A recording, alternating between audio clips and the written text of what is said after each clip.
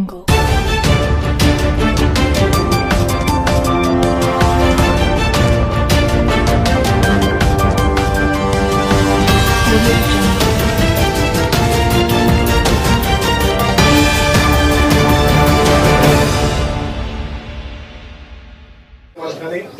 Relaxed মুডে এই মুহূর্তে অজিত চৌধুরী বসে আছেন।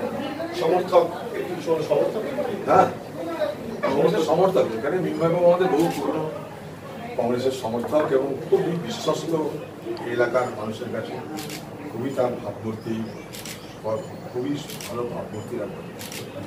তিনি আমাদের দীর্ঘদিনের এই এলাকার আমাদের কংগ্রেস দলের একজন একটা কথা যেটা দিয়ে ঢুকতে ঢুকতে যে কথা আপনাকে যারা ছেড়ে গেলেন তারা এখন বলছেন, তারা যেটা বলছেন যে অজিত চৌধুরী বিশ্বাস মতো অজিত চৌধুরী বদলে গেছেন, আমরা তাই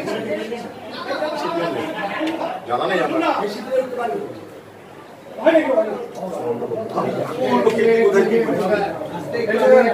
ছাগলরা কি বলে তার জবাব আমাকে দিতে হয়, এটা ভাবছেন কি করে আপনি?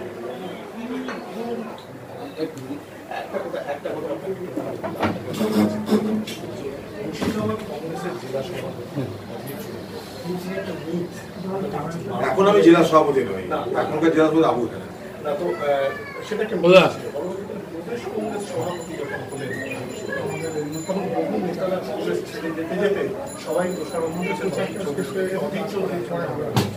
আমার জন্য কেন দল ছাড়বে? তা আমি তো এখন নেতা চলে আসতে পারি। যদি আমাকে ভালো লাগার জন্য দল যারা ছেড়েছে তারা এখন দামি নেই, তাহলে অনেক আগে চলে আসা ছিল। এগুলো কতগুলো ওজন, যেটা লোভ লালসায় বিক্রি হয়েছে, নিজেদের আত্মাকে বিক্রি করেছে। আত্মাকে যদি কেউ বিক্রি করে, নিজেদের আদর্শকে যদি কেউ বিক্রি করে, তার জন্য কি অজিত চৌধুরী দায়ী?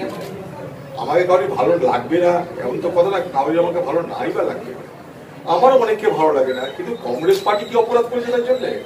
মনে করুন আমাকে কাউরি ভালো লাগবে না তার জন্য দল ছাড়ের কথা যারা বলছে, কংগ্রেস পার্টি কি কোনো অন্যায় করেছে? আমি তো একটা ব্যক্তি, অন্যায় করতেই পারি, কিন্তু কংগ্রেস পার্টি কি অন্যায় করেছিল? তারা তো কংগ্রেসের সিম্বল নিয়ে নমিনেশন ফাইল করতে গেছে, পকেটে কংগ্রেসের সিম্বল নমিনেশন ফাইল করতে গেছে তৃণমূলে।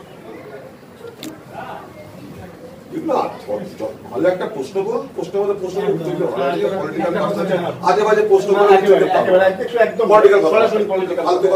আপনাদের রাজনৈতিক খেউরের মধ্যে আমাকে টানবেন, আপনাদের টিআরপির জন্য আমি কোনো পণ্য নই, ঠিক আছে? লাইনের কথা বলুন, পলিটিক্যাল কথা বলুন, গ্রামের কথা বলুন, রাজনীতির কথা বলুন, নিশ্চিত ফালতু ফালতু কথা বলে উত্তর পাবেন না।